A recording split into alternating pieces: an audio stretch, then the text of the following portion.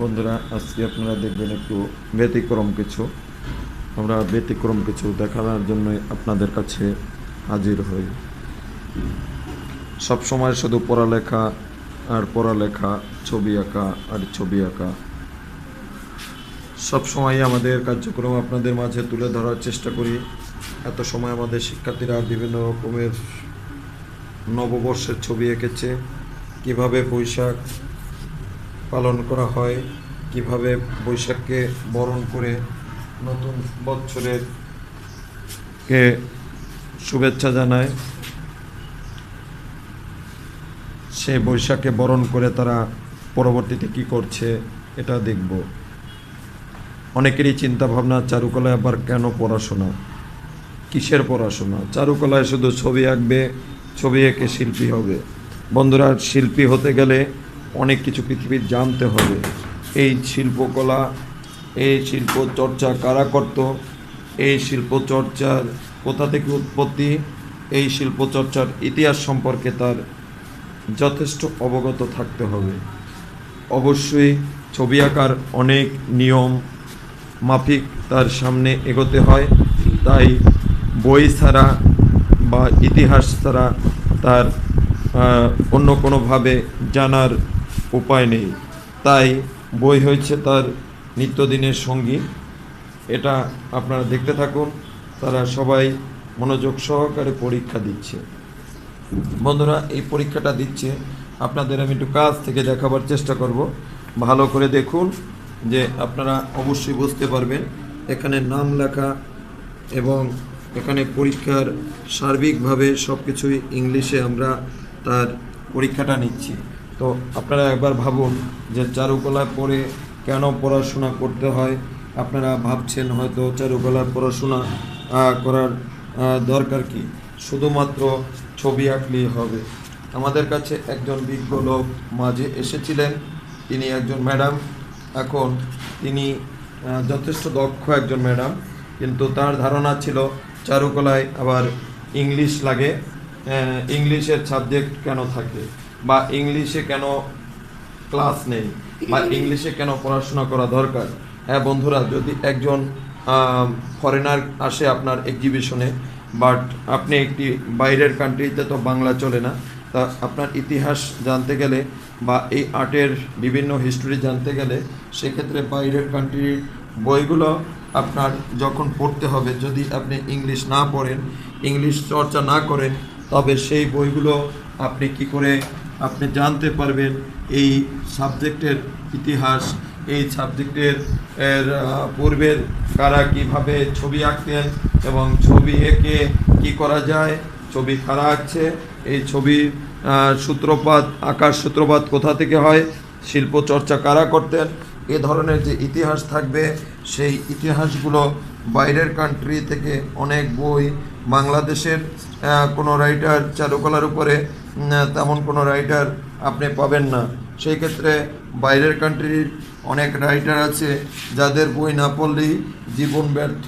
তাই তাদের জন্য ইংলিশ অবশ্যই দরকার, বা শিল্প চর্চা বাংলাদেশে যতটা হয় তার 10 গুণ বেশি হয় বাইরের কান্ট্রিতে।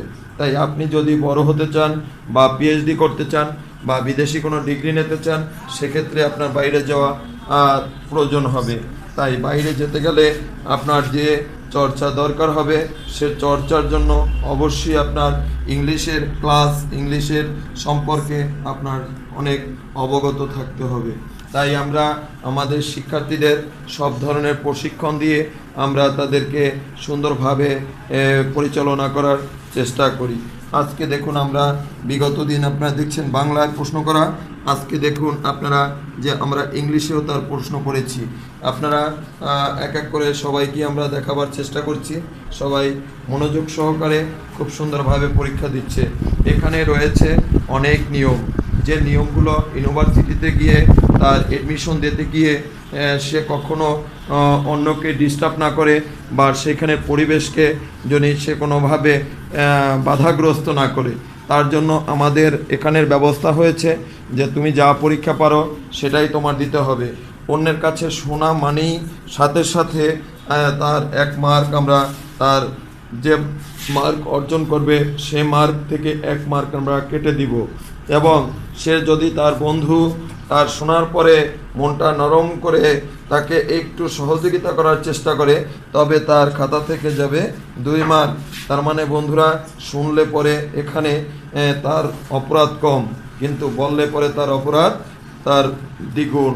তাহলে আমরা আমাদের শিক্ষার্থীদের এমনভাবে তৈরি করতে চাই যে তারা বাইরে গিয়েও এই যেটা পারবে তার উপরে আমাদের একটা আস্থা তৈরি হবে যে হ্যাঁ, এখানে যদি পরীক্ষার মধ্যে সে 20-এর মধ্যে 18 পেয়ে থাকে, তাহলে বাইরে একটা পরীক্ষা দিলেও সে যখনই আমরা প্রশ্নটা দেখতে পারবো বা জানতে পারবো কোন বিষয় পরীক্ষা নিয়েছে, কোন বিষয়ের উপর পরীক্ষা হয়েছে, এই বিষয়টা আমরা যখনই জানতে পারবো তখন বুঝতে পারবো, তার মুখে যখনই শুনবো যে তুমি কত পেতে পারো, এরপরে সেখানে আমি ধারণা করতে পারবো, আগেই রেজাল্টের পূর্বেই বলে দিতে পারবো যে আমাদের শিক্ষার্থীরা সেখানে কয়জন সুন্দরভাবে চান্স পাবে। বন্ধুরা, আপনারা খুলনা আর্ট একাডেমি চারুকলা ভর্তি কোচিংয়ের যদি কোনোভাবে কেউ আপনার তথ্য প্রয়োজন হয়, আপনারা ডিসক্রিপশন বক্সে আমাদের টোটাল তথ্য দেওয়া আছে এবং আমি মৌখিকভাবেও বলছি। এটি খুলনা শেরেবাংলা রোড আমতলার মোড় সেবা ক্লিনিকের বিপরীত পাশের বাড়িটি। এখানে সাইনবোর্ড দেওয়া আছে, তারপরে আপনাকে আবার নামটা একটু দেখাই, খুলনা আর্ট একাডেমি চারুকলা ভর্তি কোচিং। খুলনা আর্ট একাডেমি চারুকলা ভর্তি কোচিং বাংলাদেশের প্রখ্যাত বিখ্যাত শিল্পীরা এখানে এসেছিলেন। চিত্রশিল্পী রফিকুন নবী, শিশির ভট্টাচার্য, নিসার হোসেন এবং মোস্তাফিজুর হক, সমীর দত্ত, শেখ আফজাল হোসেন, এ ধরনের শিল্পী নাজনীন। তো এই যে শিল্পীরা এসেছিলেন ঢাকা থেকে, তার জন্য ঢাকা বিশ্ববিদ্যালয় থেকে সেই দিনটাকে আমরা খুলনা আর্ট একাডেমির বিশেষ দিন হিসাবে মোমবাতি জ্বালিয়ে আমরা কেক কেটে দিনটাকে আমরা সুন্দরভাবে আমরা পালন করব। তাই আজকে সন্ধ্যা 6টার সময় আমাদের এই অনুষ্ঠানটি হবে। আপনারা সবাই এই শুভ দিনটিকে আমাদের সবাই শুভকামনা করবেন এবং আমাদের নবীনরা যেন এই সুন্দর একটি দিন পালন করে তারা এই মহতী মানুষদের কথা তারা ধারণ করে, হৃদয়ে ধারণ করে, তারা যেন একটি সুন্দর পথের নির্দেশনা পায়। আপনারা সবাই ভালো থাকবেন। আপনাদের সকলের সুস্বাস্থ্য মঙ্গল কামনা করে আমি এই ভিডিওটা এখানেই শেষ করছি। সবাইকে ধন্যবাদ জানিয়ে।